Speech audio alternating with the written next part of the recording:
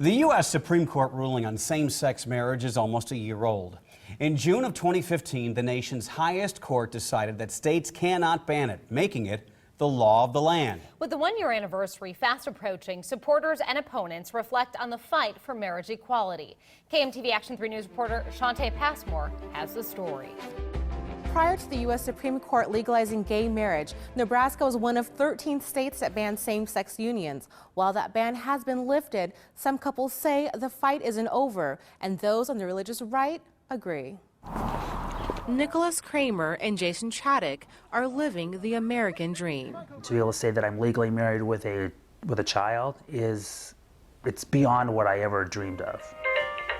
In the center of that dream is their little girl, Alice. There you go. After fighting the state of Nebraska for more than a decade to have their relationship legally recognized, Kramer and Chaddick's battle ended on June 26th last year. Look at that. With a ruling by the U.S. Supreme Court. I'd refreshed my iPhone and all of a sudden it just said marriage, and then I think it said Justice Kennedy with a ruling, and we were just surprised that we didn't really expect it to happen. The American Civil Liberties Union of Nebraska worked closely with Chaddick and Kramer and other gay couples during Nebraska's ban on same-sex marriage. Clients that we've worked with have managed to accomplish finally adoption of their children, so that in many families where there was one legal parent, there's now two legal parents and everybody is legally protected. We can be legally married, which saves us lots of income and taxes. Jason can include me now on his health insurance where he couldn't before. We can inherit property from each other. With the one-year anniversary of same-sex marriage less than a month away, the fight for marriage equality isn't quite over. I think honestly they thought once marriage,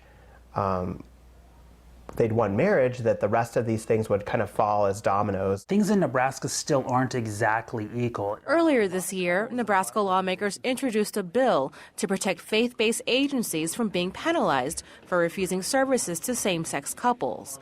Bill supporters fought hard to get it passed. What they are doing is a service to the state of Nebraska, trying to find good quality families, good quality couples who will be foster parents or adoptive parents. For faith-based organizations like the Nebraska Family Alliance, the battle hasn't changed, but their tactics have, with religious freedom bills. Our concern is marriage needs to be strengthened and undergirded, not weakened. The bill, along with another, a protective clause for work discrimination based on sexual orientation or gender identification, failed. You can be married on a Friday or Saturday. And then show up for work on Monday and put their honeymoon picture on their work desk, only to be told by the boss, you're in a same-sex marriage, you're fired. The ACLU says nearly 200 bills have been introduced in state legislatures this year, threatening the dream Kramer and Chaddick finally obtained. Let's be honest, most of these bills are out there just to give a warm, fuzzy feeling to legalize discrimination. Those on the religious right say the church isn't meddling with government, but it's government meddling with religion. Hence, they need the protection. How far those protections go depends on whom you ask. And the answer legally is they go as far as up to the point where they bump into someone else's rights to be treated equally under the law. That's the beauty of America. We've been able to live together and not always have to have the exact same values.